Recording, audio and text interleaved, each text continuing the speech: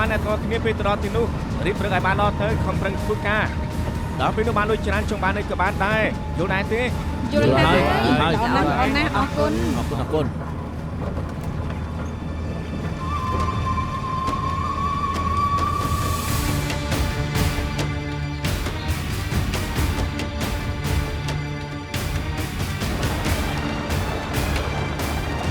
អ្នកទាំងគ្នាសំណាងណាស់សម័យថាការទើបតែសម្រាប់ការងារធំជប់នេះគឺធ្វើពិធីជប់លៀងអបអរមានអាហារឆ្ងាញ់ច្រើនណាស់មានស្រាប់ផឹកខ្ញុំនឹងនាំអ្នកទាំងគ្នាចូលទៅល្អដែរទេអរគុណថាការ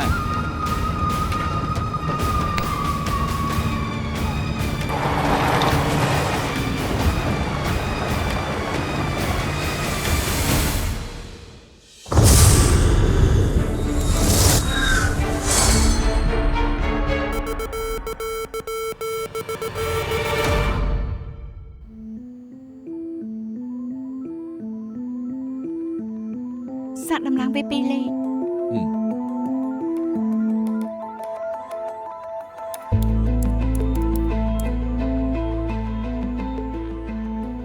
នៅមិនទាន់មានការជួញដូរទៀតទេសាក់ដំឡើង$5ទៀត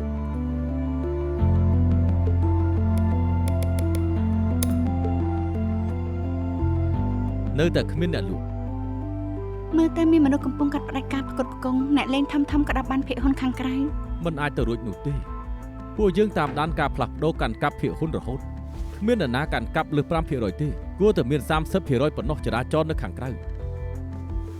ខាង SFC ឆ្លើយតបហើយនៅឆ្លើយតបមកល្មម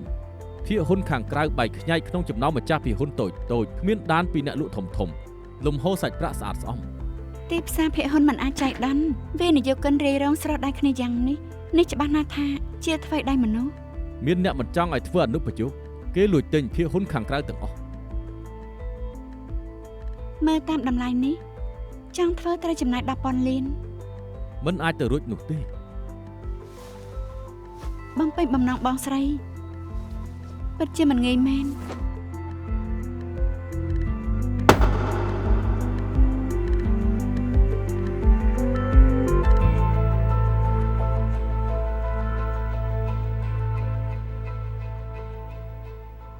ឥឡូវនេះទីផ្សារឡើងខ្ពស់បែបនេះលុះត្រាទិញពីពួកយើងតាមតម្លៃទីផ្សារមិនអញ្ចឹងទេពួកយើងមិនលក់នោះទេនេះកំពុងបង្ខំខ្ញុំដាក់សំណើធ្វើអនុប្រយោគឯងរឿងសំខាន់ចុងក្រោយនៅតែតាក់ទងនឹងលុយឥឡូវមានគេទិញពួកយើងក្នុងតម្លៃទីផ្សារចង់ឲ្យពួកយើងបដិសេធខ្ញុំដឹងថាมันអាចបង្កប់បញ្ជាគ្រប់គ្នាតែថាពិតជាអាចទ្រាំមើលការខំប្រឹងមួយជីវិតរបស់អ្នកស្រីហ្វាំងនិងគ្រួសារគាត់ធ្លាក់ក្នុងដៃអ្នកផ្សេងអាមែនភ្ញាក់ខ្លួនឡើងនាងកំចាត់ទុក SNK ដូចជាផ្ទះខ្លួនឯងអីសម្រាប់ពួកយើងវាគ្រាន់តែជាជំនួយឲ្យតែធ្វើទៅបានលុយពួកយើងនឹងធ្វើអ្នកណាដែលចង់នៅលើកដៃឡើង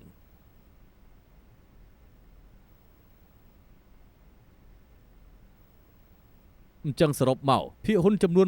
28% នឹងត្រូវចូលទៅក្នុងដៃម្ចាស់ភាគហ៊ុនថ្មីខ្ញុំពិតជាចង់ដឹងណាស់ថាអ្នកណាអីក៏មានលុយម្លេះមូលនិធិ FUI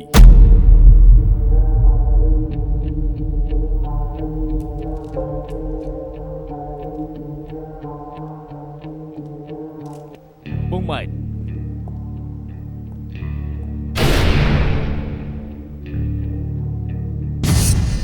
ាមប៉ិនលោកជាថាការមូលនិធិ FUI រីដែលបានជួបអង្គុយចំមកបងម៉ែណានាងគឺជាអាយដលរបស់ខ្ញុំ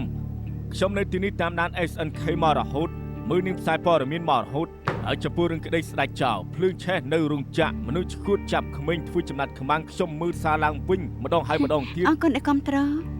យើងចូលប្រធានបទតែម្ដងទៅរាជឆាតខ្ញុំមានកាតព្វកិច្ចរំលឹកដល់លោកព័ត៌មានក្រៅពីរកលុយមានទំនួលខុសត្រូវសង្គមនិងសិលធម៌វិជ្ជាជីវៈដូច្នេះសូម្បីថ្នាក់លើក៏មិនអាចជ្រៀតជ្រែកឯករាជ្យភាពផ្នែកនិពន្ធនិងត្រូវតែគោរពត្រង់ចំណុចនេះការពិតទៅភាគហ៊ុន 20% ដែលពួកយើងបានទិញមកពីម្ចាស់ភាគហ៊ុនផ្សេងគឺជាសមាជិកក្រុមប្រឹក្សាមិនគ្រាន់តែជាការសម្រេចចិត្តបែបអាជីវកម្មទេតែក៏មានហេតុផលមួយទៀតខ្ញុំចូលចិត្តនឹងស្រឡាញ់ SNK ដោយសារតែមានភាពជឿជាក់ព័ត៌មានត្រូវតែជារឿងដែលយើងអាចទុកចិត្តបានដូច្នេះហើយទុកចិត្តចុះខ្ញុំដាច់ខាតគឺមិនបង្កបញ្ហាឡើយអញ្ចឹងល្អណាស់ SNK ស្វាគមន៍លោក ខ្ញុំសូមនិយាយតាមបទការងារបន្តិចខ្ញុំមានកម្រងធ្វើអនុប្រយោគ SNK ដូច្នេះបើសិនជាតម្លៃនៅលើទីផ្សារថយចុះមួយកម្រិតខ្ញុំនឹងទិញយកភាគហ៊ុនទាំងអស់ដែលលោកមាន អ្នកជប់សិនធ្វើអនុបញ្ជោគទាល់តែមានអ្នកភាគហ៊ុនធំជាងទើបអាចធ្វើបានត្រូវទេ ថាអញ្ចឹងក៏បាន ហើយបើតាមខ្ញុំដឹងនោះនាងមានតែ 33% ទេនៅក្នុងដៃ សូមទោសនាយកម៉ែន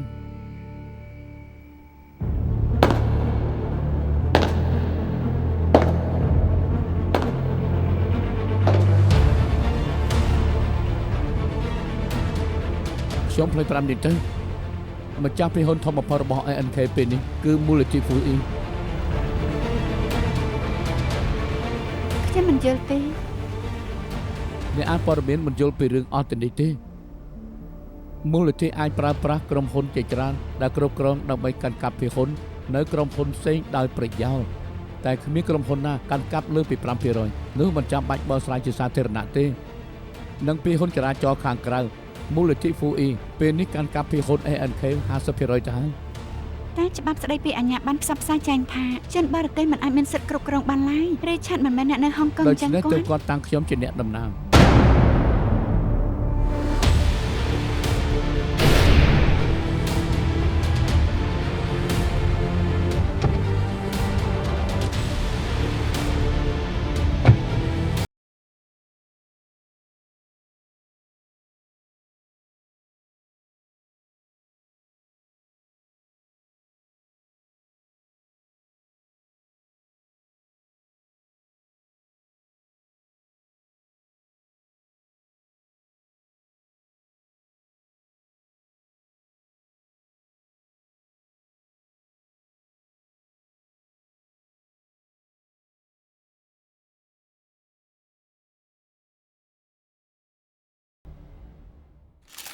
សួស្តីទាំងអស់គ្នា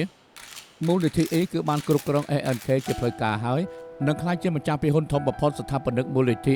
លោក Richard O គឺជាអ្នកជំនួយដាក់ខ្លួនបំផុតគឺគាត់មិនសូវជំនាញនៅក្នុងវិស័យព័ត៌មានទេដូច្នេះហើយគាត់តែងតាំងខ្ញុំជាគូចៅហ័រហើយជា CEO នៃមូលនិធិនេះ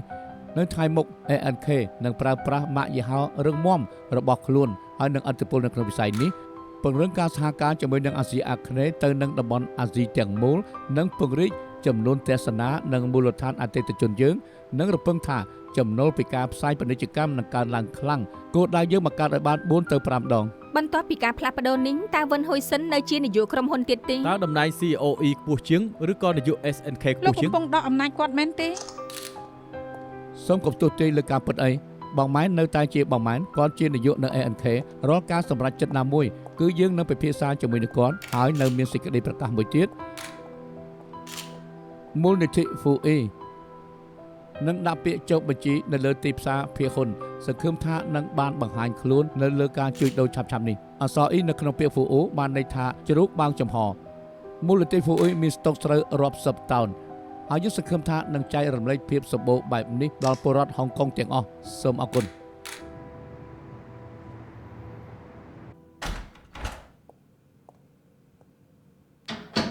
អ្នកនាងវិនសូមចាំបន្តិចអ្នកស្រីហ្វាំងកំពុងផាត់មុងចូលមកបានហើយ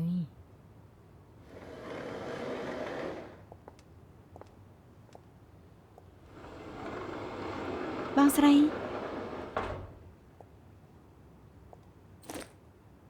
ឡូវខ្ញុំដឹងហើយថាហេតុអីបងទទួលខ្ញុំធ្វើប្អូនស្រីពួកយើងជាប្រភេទតែមួយទោះយ៉ាងប៉ុណ្ណាក៏មិនឲ្យគេឃើញយើងចោះចាញ់ ដូច្នេះទើបឯងមិនមកមើលបងរហូតដល់ឯងរកបានវិធីវាយបកទៅវិញត្រូវទេ សុំទៅបងស្រីខ្ញុំមើលថែ SNK មិនបានល្អ សិតត្រូវតម្រង់មកពួកយើងគ្រប់ទិសទីចាញ់ម្ដងពីរដងមានអ្វីត្រូវពិបាកចិនក្នុងការលេងអុកទោះជាត្រូវបាត់បង់ត្រីឬតបសេះក៏ដោយឬសំបីតអស់ខុនក៏គ្មានបញ្ហាដែរដឹងអ្វីដែលឯងមិនចាញ់ទេ มันអាចចាញ់ទំនុកចិត្តបើបបងពេលនេះលបែងទាំងមូលនឹងចាប់ ប្រយុទ្ធដល់ក្របអុកចុងក្រោយទើបដឹងថាអ្នកណាឈ្នះពិតប្រាកដ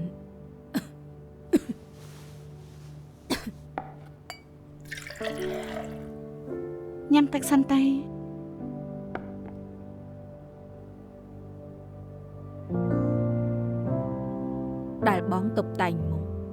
មិនមែនសម្រាប់ឯងគឺសម្រាប់កោសិកាមហារីងឃើញទីបងរឹងមាំណាស់បងគ្មានអ្វីប្រៀបបានទីបងនៅតែស្រស់ស្អាត បងស្រីស្អាតណាស់ ឯងក៏ដូចគ្នាផាត់មុខឲ្យស្អាតស្អាតស្លៀកខោអាវឲ្យភ្លឹងភ្លឹងត្រឡប់ទៅ SNK យកជ័យជំនះ យើងបានឆែកប្រវត្តិរូបស្ថាបនិកមូលនិធិ 4U លោក Richard O គ្រួសារគាត់មានទ្រព្យសម្បត្តិស្ដុកស្ដំពីអាជីវកម្មចំការកៅស៊ូនៅអាស៊ីអាគ្នេយ៍ទៅរៀននៅអង់គ្លេសតាំងពីក្មេងមានសញ្ញាបត្របរិញ្ញាបត្រផ្នែកសេដ្ឋកិច្ចនិងបរិញ្ញាបត្រជាន់ខ្ពស់ផ្នែកគ្រប់គ្រងពាណិជ្ជកម្មតាមចក្ខុវិស័យវិនិយោគដ៏ពិសេសគាត់បង្កើតមូលនិធិផ្ទាល់ខ្លួនត្រឹមតែ2ឆ្នាំគាត់បានចុះបញ្ជីឈ្មោះអ្នកមានលំដាប់សកលលោកប្រវត្តិរូបគេល្អពេកដល់ថ្នាក់មិនគួរឲ្យជឿ ខ្ញុំប្រាប់សៀវធាននឹងបាក់ហើយឲ្យប្រើគ្រប់វិធីដើម្បីស៊ើបពីគេ ប្រើ AI ឆែកមើលបណ្ដាញគាត់ហើយប្រវត្តិស្អាតស្អំមិនជក់មកលេងល្បែងគ្មានទម្លាប់អាក្រក់អ្វីទាំងអស់គ្មានកំណត់ត្រាចម្ពាក់ធនាគារជាអ្នកចំណុចដែលរឹងមាំម្នាក់ ខ្ញុំមិនមែនស្អប់អ្នកមានទេតែកូនអ្នកមានចិត្តតែស៊ីផឹកដើរលេងខ្ញុំមិនចូលចិត្តទាល់តែសោះតែមូលនិធិនេះទាំងប្រាក់ចំណេញចក្ខុវិស័យតួលេខទាំងអស់សិតតែពិត បន្ទាប់មកយើងផ្ដោតលើប្រធានបទសំខាន់ពីរប្រវត្តិមូលនិធិ 4E និងក្រុមបោកប្រាស់នៅស្រីយូផា ល្អដឹងហើយ បងទុកចិត្តលើគេដល់ម្លឹងទេទិញឲ្យច្រើនទៅ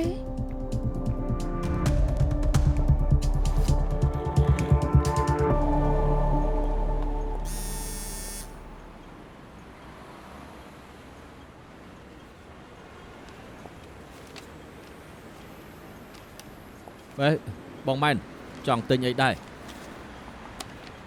មូលនិធិ 4E អីហ្នឹងមើលទៅទំនងណាស់ខ្ញុំក៏ចាក់លុយធំដែរ រាល់ការវិនិយោគសិតតែមានហានិភ័យមានរបស់ច្រើនណាស់ស្អាតតែសម្បកក្រៅកុំចេះតែផ្អើលតាមគ្នា ក៏ដោយសារតែមានបងម៉ែនជាអ្នកគ្រប់គ្រងនឹងហើយបងច្បាស់ជាមិនបោកពួកយើងទេ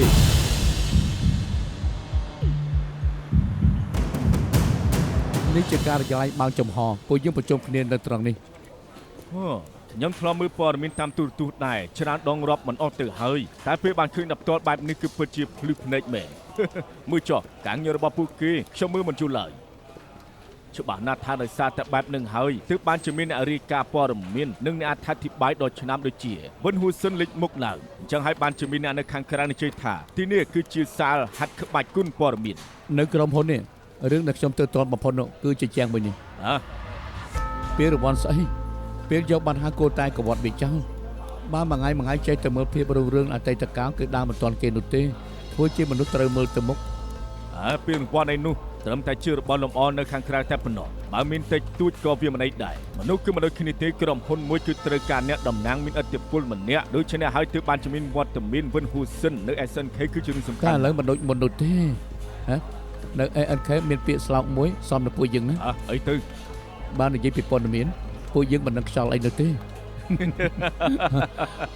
រឿងមួយដែលពួកយើងដឹងនោះគឺតួលេខនិយាយគ្នាហើយលោកជួយទិញ ANK ហើយខ្ញុំនឹងជួយលោកដែរបំពងតម្លៃភាគហ៊ុនលោកកាន់តែចំណេញខ្ញុំកាន់តែចំណេញពួកយើងសមាជិកនិយាយពីយុទ្ធសាស្ត្រហិរញ្ញវត្ថុខ្ញុំជំនាញទុកចិត្តលើខ្ញុំនឹងចាត់ចែងមកស្អាតត្មង ណនណាខ្ញុំទុកចិត្តលោកខ្ញុំគឺជាអ្នកក្រៅមិនជិះជ្រៀតរឿងផ្ទៃក្នុងលោកទេលោកមានសិទ្ធិចាត់ចែងគ្រប់យ៉ាង កូចៅហោះនិយាយគ្នាបន្តិច ខ្ញុំកំពុងនាំរិឆាតដើរមើល បងមែនលើកទី1ហើយដែលខ្ញុំមកលេងស្ថានីយទូរទស្សន៍វាពិតជាបានភ្លឺភ្នែកមែន ព្រះឆាតទីនេះមិនមែនសួនកំសាន្តមិនមែនទិញសម្បត្តិឲ្យចូលលេងបានទេទីនេះជាសមរភូមិព័ត៌មានការពារផលប្រយោជន៍សាធារណៈខ្ញុំសង្ឃឹមថាលោកច្បាស់ក្នុងចិត្តថាកំពុងវិនិយោគលើអាជីវកម្មឬបេសកកម្មសង្គម ខ្ញុំប្រកាសជាដឹងហើយមកម្នាក់នៅខាងក្នុងម្នាក់នៅខាងក្រៅហើយដល់ពេលនោះ SNK នឹងរីករូតលាស់ហោះឡើងខ្ពស់តដែលជាងមុនជាមិនខាន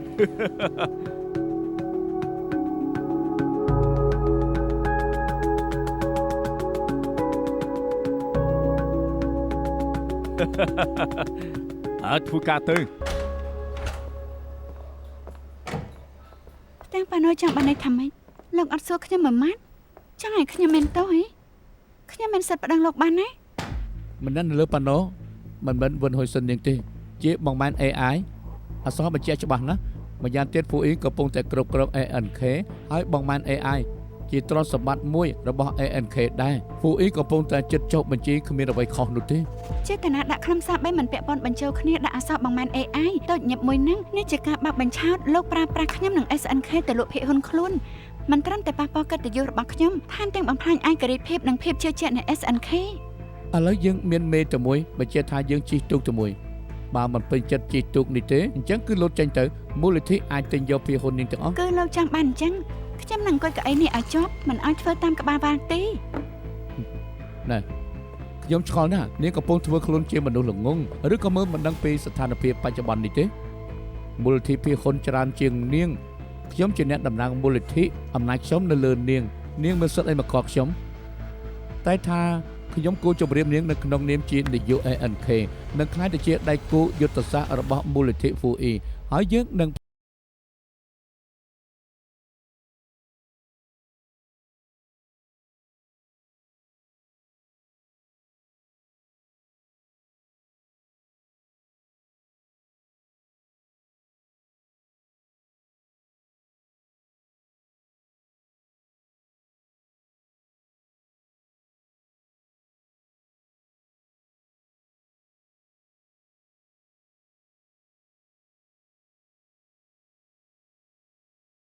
នេះជា SNK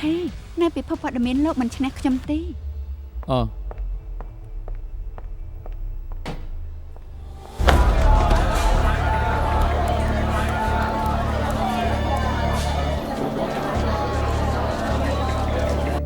ហើយផ្នែកច្បាប់មកទីនេះត្រូវរកវិធីដកផ្ទាំងពាណិជ្ជកម្មចេញ ចាស់បងម៉ែន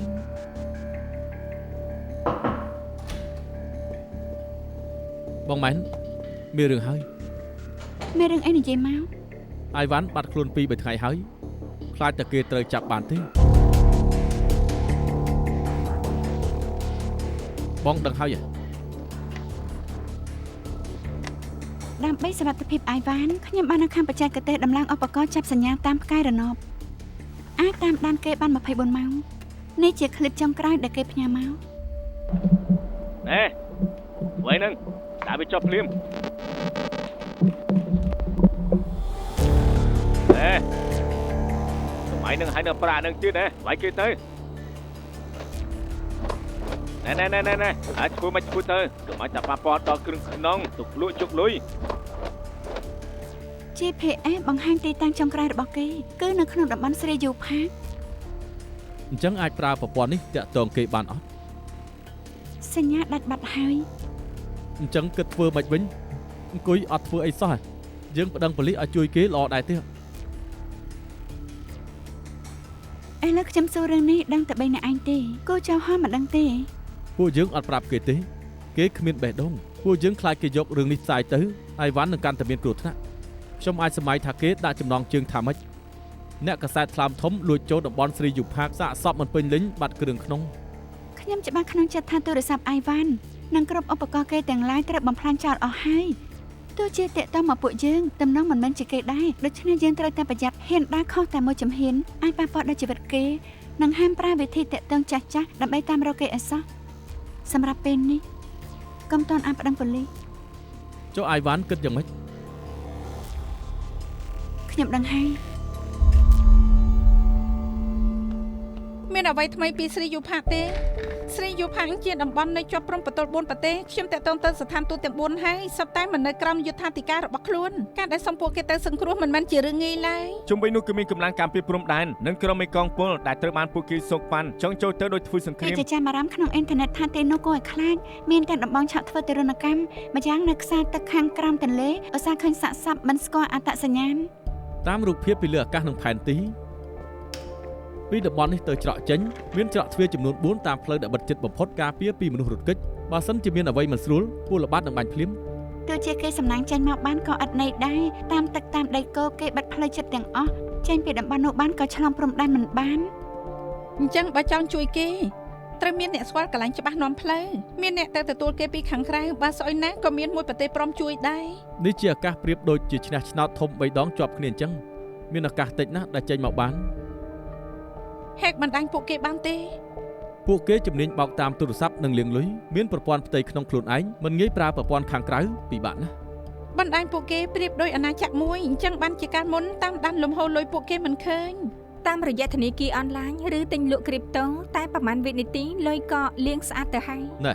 ត្រង់នេះហើយដែលខ្ញុំមិនយល់ពួកគេនៅតែមានកន្លែងស្តុកទុកលុយអាចថានៅក្នុងកុងរបស់មេធំឬនៅក្រុមហ៊ុនបិទបាំងណាមួយកន្លែងនឹងហើយដែលមានចន្លោះប្រហោងខ្ញុំមិនជឿថាពួកគេទុកលុយដល់បោកប្រាស់បានមកកំណត់ដោយភ្នំដាក់តាំងក្នុងផ្ទះនោះទេ នៅជ័យនេះចង់ថាយើងធ្វើអ្វីមិនបានទេ បកគលគ្រប់យ៉ាងដែលស៊ើបបានទៅឲ្យប៉ូលីស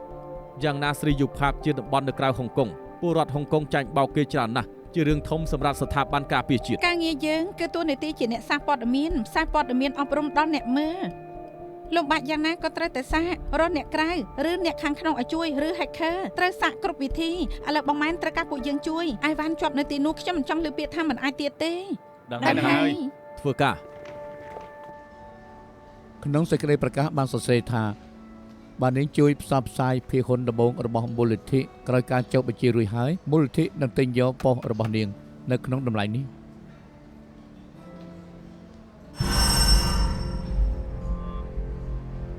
ច្រើនយ៉ាងនេះពិតមែនទេ សម្រាប់មូលនិធិប៉ុណ្ណឹងមិនថ្មីទេ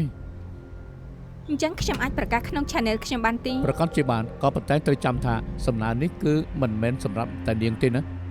រាល់សារព័ត៌មានឯករាជ្យគឺមិនសូវល្បីនោះទេខ្ញុំផ្ដល់សំណើឲ្យដូចគ្នា ពួកគេព្រមទាំងអស់គ្នាហ៎ លុយហើយអ្នកណាថាមិនយកនោះកាលណាស្ថាប័នចូលរួមជាបកកាន់តែច្រើនអតិពលក៏កាន់តែខ្លាំង អញ្ចឹងបើប៉ុស្តិ៍របស់ខ្ញុំនិង SNK សុទ្ធតែជារបស់មូលនិធិ FUE បានថាពួកយើងនៅកម្រិតស្មើគ្នា តាមរចនាសម្ព័ន្ធថាអញ្ចឹងក៏បាន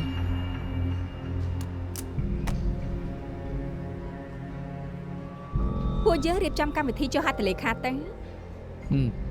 អរគុណ Kingston អរគុណ FUE អរគុណលោកសិទ្ធិព័ត៌មានសួស្តីទាំងអស់គ្នាពេលនេះទូទាំងក្រុងកំពុងនិយាយអំពីផែនការចុះបញ្ជីរបស់មូលនិធិ FUE មានមិត្តនៅវិស័យហិរញ្ញវត្ថុលុយខ្សឹបប្រាប់ខ្ញុំថាមានលំហូរលុយយ៉ាងច្រើនមហាសាលនៅពីក្រោយធ្លាប់លើភាគហ៊ុនដំបងទេភាគហ៊ុនដំបងជាភាគហ៊ុនផ្ទាល់របស់ក្រុមហ៊ុនអនុញ្ញាតឲ្យតែផ្ទៃក្នុងឬមូលនិធិឯកជនប៉ុណ្ណោះទើបទិញបានដូចជាសម្បត្តិ concert អញ្ចឹងតែងតែមានសម្បត្តិផ្ទៃក្នុងលេចធ្លាយចេញមកក្រៅពាក្យចចាមអារាមថាមូលនិធិ FUE បានបញ្ចេញភាគហ៊ុនដើមចំនួន 10% បានន័យថាអាចទិញបានភាគហ៊ុន1លើ10នៃក្រុមហ៊ុនទាំងមូលក្រោយចុះបញ្ជីរួច1លើ10នៃក្រុមហ៊ុននៅលើទីផ្សារហ៊ុនគឺជារបស់អ្នកសាកគិតមើលទៅតើវាចំណេញបានប្រមាណដង10ដង100ដងចាស់ស្ដែងសិទ្ធិពិសេសនេះសម្រាប់តែបុគ្គលិកថ្នាក់ខ្ពស់ឬក្រុមហ៊ុនវិនិយោគទេតែមិនដឹងយ៉ាងម៉េចព័ត៌មានបែកធ្លាយមកក្រៅម្នាក់កំពុងរកខ្សែរយៈដើម្បីសុំជំនួយសង្ឃឹមថាបានចំណែកផលប្រយោជន៍ខ្លះពិតណាស់ថាខ្ញុំឆ្លាតបានលើដំណឹងភ្លាមខ្ញុំក៏ទៅរក Kingston ភ្លាមធម្មតា Kingston ឆ្លើយគ្រប់សំណួរតែលើកនេះអត់តបអីបន្តិចអាចកំបាំងអីយ៉ាងនេះគ្រប់គ្នាមើលខ្លួនឯងទៅសម្រាប់រួចហើយយើងនឹងបន្តប្រធានបទដដែលរួចរាល់ហើយខ្ញុំដាក់មនុស្សចូលទៅបំផោងក្នុងក្រុមឆាតភាគហ៊ុនហើយប្រធានបទភាគហ៊ុនដើមច្បាស់ជាផ្ទុះរក KOL ផ្នែកវិនិយោគប្រមាណអ្នកឲ្យពួកគេធ្វើវីដេអូតាក់ទងនឹងភាគហ៊ុនដើមខ្ញុំចង់ឲ្យគ្រប់ស្ត្រីមេផ្ទះដែលមិនចេះលេងហ៊ុនសោះចាប់អារម្មណ៍ទេគម្រោងចុះបញ្ជីមូលនិធិតាក់ទាញចំណាប់អារម្មណ៍វិនិយោគិនទូទាំងក្រុងថ្ងៃនេះពូទី7អ្នកវិភាគភាគហ៊ុនល្បីឈ្មោះនឹងចូលមកជជែកសួស្តីពូទី7សួស្តីយើងដឹងហើយថាភាគហ៊ុនមានគុណភាពមានចំណេញសម្គាល់មួយចំនួនធំហើយមួយថ្ងៃជាង10ម៉ោងឃើញតែអានស្គ្រីបដដែលពិតជាគួរឲ្យធុញទ្រាន់ណាស់ទ្រាំបាននេះផ្ដាច់ឡាយចោលសិនមូលនិធិគឺមានគុណសម្បត្តិទាំងអស់នោះហើយការដែលសំខាន់គឺទស្សនវិស័យកុំចឹងអីបាយធ្លាយឯកសារសម្ងាត់លើកមុនអាចរួចខ្លួនព្រោះនៅលើកញ្ចក់ទូរទស្សន៍បើបង្កបញ្ហានៅពេលនេះ Kingston នឹងសម្លាប់បងមិនខានខ្ញុំមកទីនេះធ្វើព័ត៌មានមិនមែនផ្សាយពាណិជ្ជកម្ម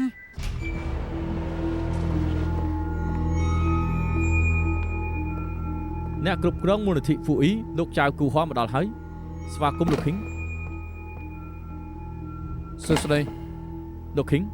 មានអ្វីចែករំលែកទៅកាន់ទស្សនិកជនដែរទេជាដំបូងខ្ញុំត្រូវសូមទោសដល់អ្នកគ្រប់គ្នាគឺដោយសារនីតិវិធីចុះបញ្ជីប្រើពេលយូរបើមិនទាន់ទិញបានភាគហ៊ុនសូមអត់ធ្មត់សិនទៅហើយទី2ចំពោះពាក្យចចាមអារ៉ាមនៅក្នុងអ៊ីនធឺណិតដោយសារដែនកំណត់ផ្នែកច្បាប់គឺខ្ញុំមិនផ្សព្វផ្សាយត្រង់ឬក៏កុហកបានទេខ្ញុំមិនអាចឆ្លើយតបបានឡើយនិយាយរឿងពាក្យចចាមអារ៉ាមថ្មីនេះមានប្រធានបទក្តៅមួយគឺភាគហ៊ុនដើមពូទី7ឆ្លៀតឱកាសនេះបញ្យល់គ្រប់គ្នាផងទៅថាវាជាអ្វីដែរ ហើយយ៉ាគេកំពុងតែផ្សាយលក់ភាគហ៊ុនខ្លួនឯងហើយរំលោភលើច្បាប់ផ្សព្វផ្សាយនិងក្រមសីលធម៌ព័ត៌មានមិនបានទេត្រូវតែផ្ដាច់ឡាយចោល មិនបានទេមិនថាមានរឿងអ្វីការផ្សាយនៅតែបន្តហាមរញ៉េរញ៉ៃ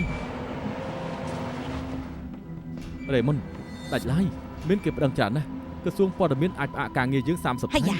គឺគេជាអ្នកមិនឲ្យខ្ញុំផ្ដាច់ ឯនៅខាងគេមែនទេខ្ញុំនៅអព្យាក្រឹតខ្ញុំជាជំនួយការចាងវាំងការងារខ្ញុំគឺរក្សាការផ្សាយឲ្យនៅប្រកក្តី ហាឃើញខុសក៏មិនខ្វល់ដែរ ខ្ញុំដឹងត្រឹមថាបើចាងវាំងធ្វើខុសចប់កម្មវិធីគាត់នឹងទទួលខុសត្រូវខ្លួនឯងតែបើខ្ញុំចូលទៅហាក់ខានពេលនេះខ្ញុំទទួលខុសត្រូវ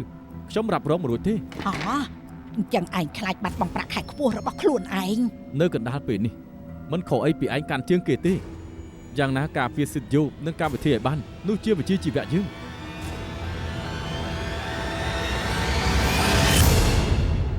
ឡោះដល់ពេលទស្សនិកជនចូលជជែកកម្មវិធីហើយយើងមកទទួលការហៅចូលដំបូងអាឡូជំរាបសួរ ខ្ញុំកញ្ញាម៉ែនជាពលរដ្ឋម្នាក់ខ្ញុំចង់សួរលោកគូចៅតើលោកចូលរួមកម្មវិធីក្នុងនាមជាអ្វីឲ្យប្រកាសជាអ្នកដឹកនាំ SNK ឬប្រធានមូលនិធិមិនថាឋានៈណាសុទ្ធតែប៉ះទង្គិចផលប្រយោជន៍ អរគុណកញ្ញាម៉ែនសម្រាប់សំណួរ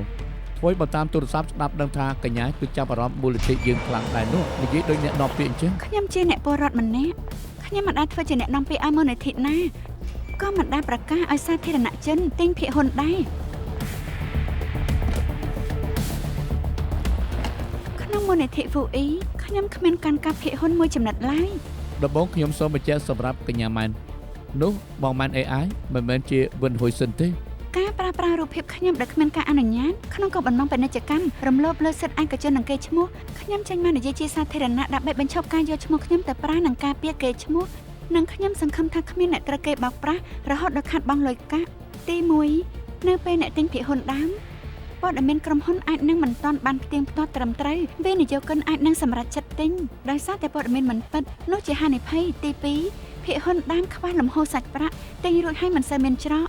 ដែលអ្នកអាចលក់ចេញវិញបានភ្លាមៗទេទី3បើការចាប់បញ្ជីត្រូវពន្យាពេលឬលុបចោលអ្នកដែលទិញភាគហ៊ុនដើមនឹងរងការខាត់បង់យ៉ាងធ្ងន់ក្រៅពី3ចំណុចនេះវាជាការផ្សព្វផ្សាយព័ត៌មានមិនពិតនិងជាការបោកប្រាស់កម្មវិធីថ្ងៃនេះចាប់ហើយ ហ៎ បិទការផ្សាយទៅ កម្មវិធីថ្ងៃនេះចប់ហើយជួបគ្នានៅពេលក្រោយខាត់ អរគុណនាយកម៉ែនដែលជួយផ្សព្វផ្សាយភាគហ៊ុនដើមនេះផ្ដល់ប្រធានបទធំធេងបែបនេះអ្នកលេងអ៊ីនធឺណិតគេផ្អើលណាស់ហើយពួកគេរវល់តែតាមដានពួកយើងឆ្លោះគ្នាមិនដឹងថាអ្នកធម្មតាអាចទទួលបានវិភាគដល់ជំនាញពីនាងបានទេ ខ្ញុំមិនដូចលោកខ្ញុំមានទំនួលខុសត្រូវនឹងអ្នកមើល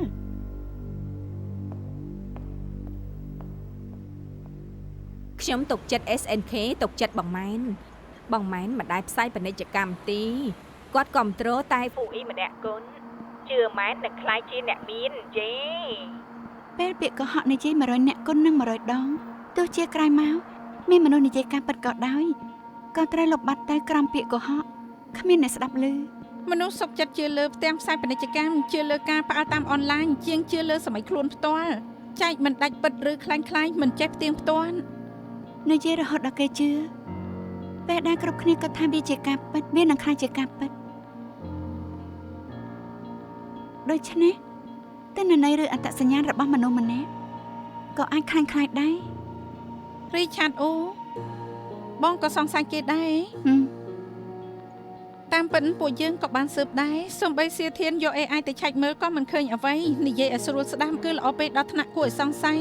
បើទិន្នន័យខ្លាញ់មានច្រើនពេក AI ក៏ត្រូវបោកគេ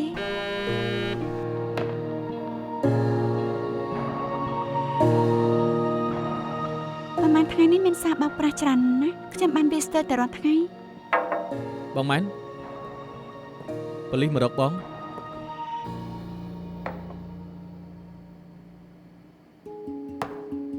អង្គតាពើបានរកឃើញតារាសម្ដែងម្នាក់ដែលបានរួចខ្លួនពីស្រីជូផាក់ឈ្មោះហងជាគឺថតវីដេអូមួយនិយាយថាសម្រាប់វិនហ៊ូសិនមើល ខ្ញុំឈ្មោះហងជាតារាសម្ដែងម្នាក់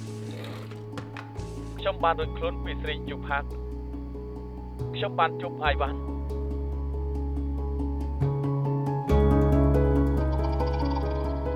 គេប្រាប់ថា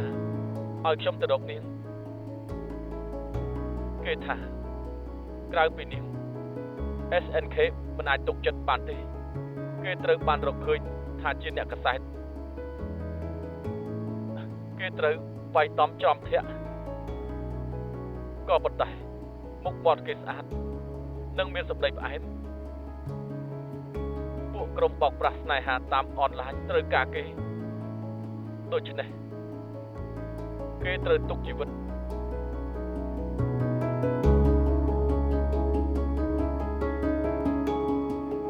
គេព្យាយាមតាក់ទងទៅនាងដែរ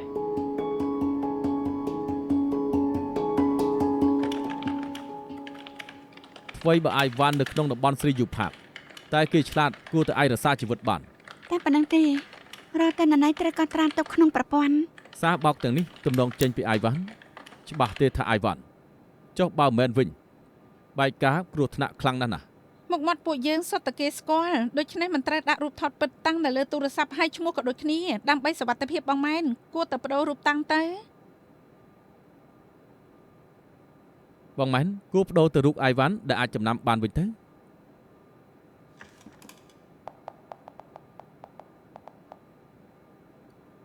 ប៉ុន្តែបានទេ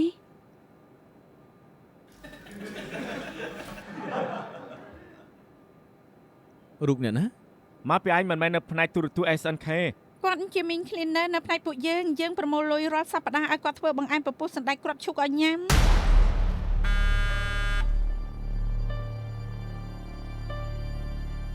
គេបបួលខ្ញុំទៅញ៉ាំបង្អែមហើយគេជាអ្នកប៉ាវ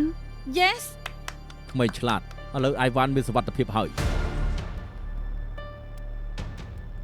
រឿងនេះគ្រប់គ្នាត្រូវរក្សាការសម្ងាត់ ហេតុអីទៅអាយវ៉ាន់និយាយថា SNK ទុកចិត្តមិនបាន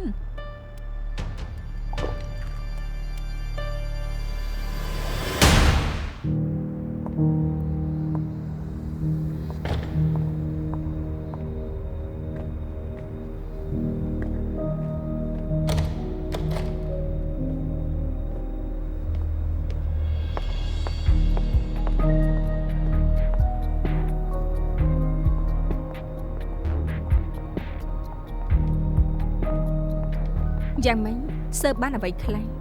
ហើយនិយាយថាជាសារបោកប្រាស់ស្ទើរតែទាំងអស់មានគេតាមដានដូច្នេះខ្ញុំនិងអាយវ៉ាន់មិនសូវឆាតច្រើនទេ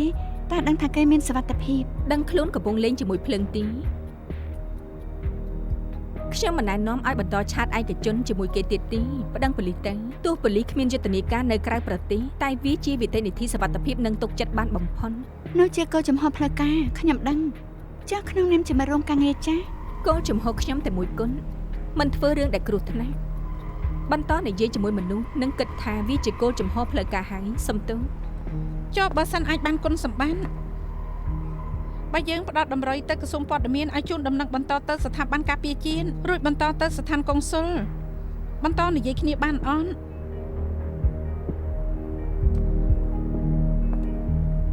ការតាក់ទងទៅសារព័ត៌មានធំៗគឺជាកាតព្វកិច្ចខ្ញុំ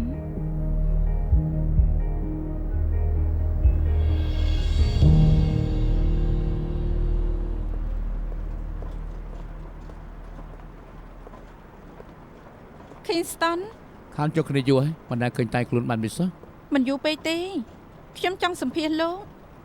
នាងក៏ចង់ចូលរួមដែរ រឿងភាគហ៊ុនលោកកំពុងល្បីប៉ុស្ណាដែលមិនចង់បានព័ត៌មានផ្ដាច់មុខចាប់អារម្មណ៍ទេ មានឱកាសប្រម៉ូទភាគហ៊ុនហើយអញ្ចឹងចាំកាលទៀតទៅ និយាយត្រង់ល្អតែថាផ្សាយផ្ទាល់ ចុះមានទៅចៅអី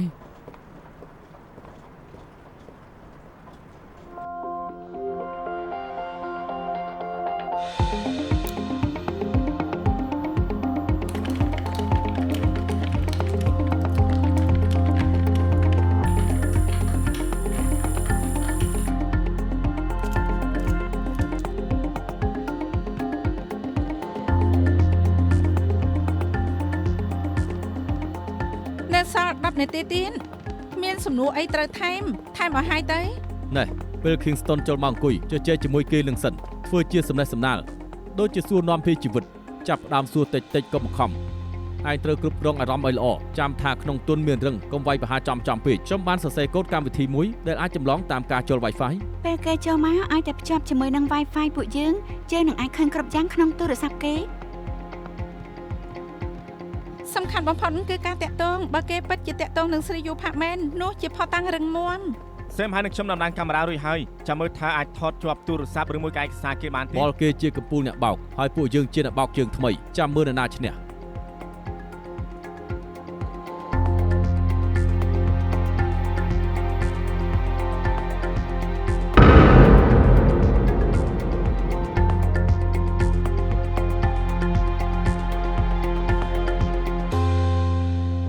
គេអាចនឹងបោកគ្រាប់បែកទេពួកយើងចាំយូរហើយ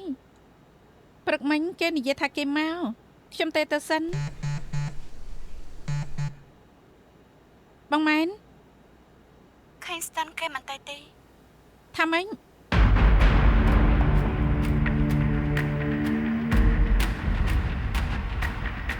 ខ្ញុំផ្ដល់តម្លៃឲ្យ Open Platform តែគិតសពទៅហេតុអីមិនទុកប្រយោជន៍ឲ្យខ្លួនឯងទៅខ្ញុំចង់ធ្វើកិច្ចសភាប្រកាសថាជ្រើសរើស ANK ជាជម្រើសល្អបំផុតក្រែងនេះចង់សួរខ្ញុំច្រើនណាស់មែនទេសន្យាឆ្លើយគ្រប់សំណួរ មែនទេនេះចេះល្អម្លេះធ្វើអង្ការមិនខ្លាចទេ មានអីត្រូវខ្លាចតែខ្ញុំមិនចង់និយាយទៅភ្លាវៗចាំយប់ស្អែកចឹង ល្អខាងព័ត៌មានពួកយើងត្រៀមខ្លួនជានិច្ច ស្អែកពេលរសៀលការចុះឈ្មោះទិញភាគហ៊ុនដំបូងមូលនិធិ 4E គឺត្រូវបិទដោយហើយមានកម្មវិធីអបអរនៅក្នុងសាល ANK ដល់ពេលនោះនាងអាចសួរអ្វីក៏បានអរគុណច្រើន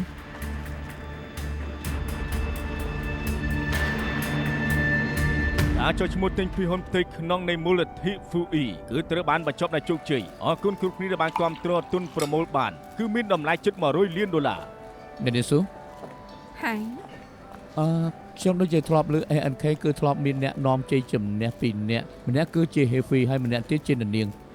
ថ្ងៃនេះនាងចូលរួមទុកថានាងនៅខាង 4E ហើយ គេសុទ្ធតែដឹងថាខ្ញុំជាមនុស្សផ្ដោតលើគោលដៅទីនេះមានអ្វីដែលខ្ញុំចង់បានទើបបានជាខ្ញុំមក អញ្ចឹងក៏បន្ទោសដល់ខ្ញុំអស់ទាញមកអ្នកនាងតំណាងស្ថាប័នរដ្ឋាភិបាលមកចូលរួមអបអរមូលនិធិ SNK មានសេរីភាពសារព័ត៌មានរាយការណ៍បែបណាខ្ញុំបញ្ជាមិនបានខ្ញុំបានតែនិយាយថាប្រធានបទនេះពិតតែពាក់កណ្ដាលខ្ញុំតំណាងឲ្យរដ្ឋាភិបាលតែថាគួរជារឿងគួរឲ្យអបអរឬអន់ប្រវត្តិសាស្ត្រនិងវិតម្លៃដល់ពេលហើយមែនទេខ្ញុំចាំមើលការសម្ភាសរបស់លោកជាមួយម៉ែន មានអ្វីណែនាំទេ ប្រាប់បងម៉ែនផងថាកុំនិយាយលើសម៉ោង2ឆាប់បានទៅផ្ទះ នាងចូលចិត្តនិយាយច្រើនណា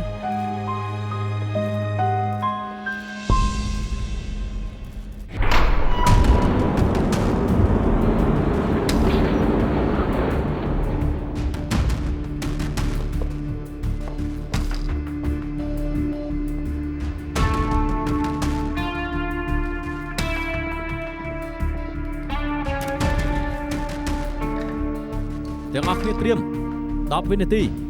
8 7 6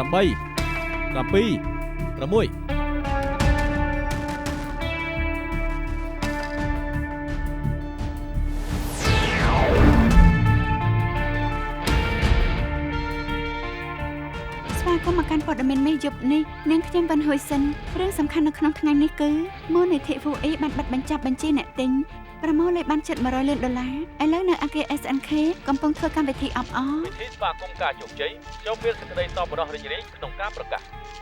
មានអីដែលខ្ញុំនិយាយមិនបានទេ ពីអាសរុចាប់បំផុតត្រូវផាកតែប៉ុណ្ណឹងលើលោកច្រើនចាស់ខ្ញុំមានអីសួរមិនបានទេ ដល់ចេញនៅរឿងអាត្រូវផ្ទាល់ខ្លួន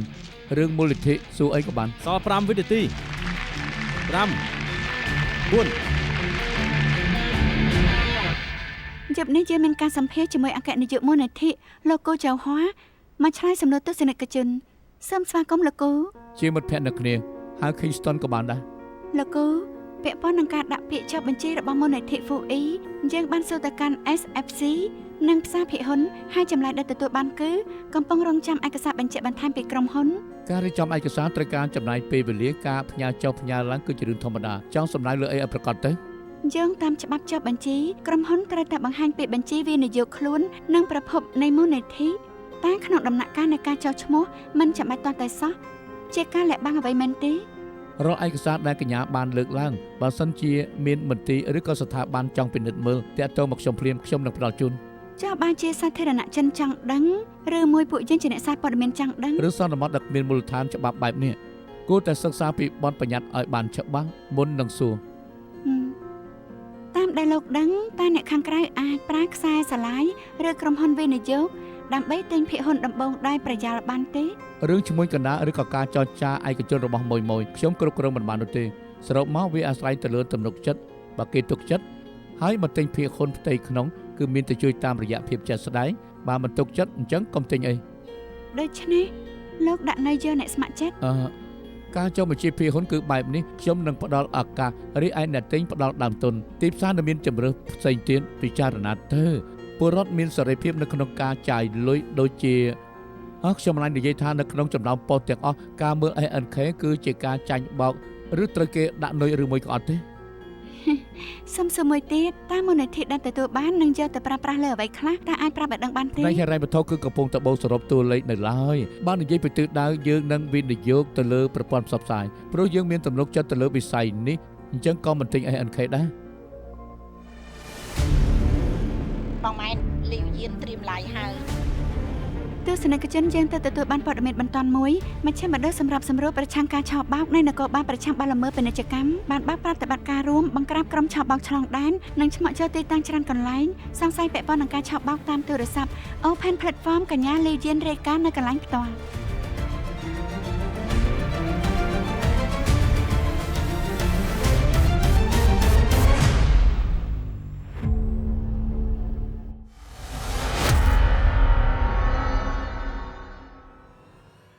Feel the earth on the hill. I couldn't make it clear. I'm so confused. I found a mirror somewhere in my heart. Beautiful, it's beautiful deep inside my heart.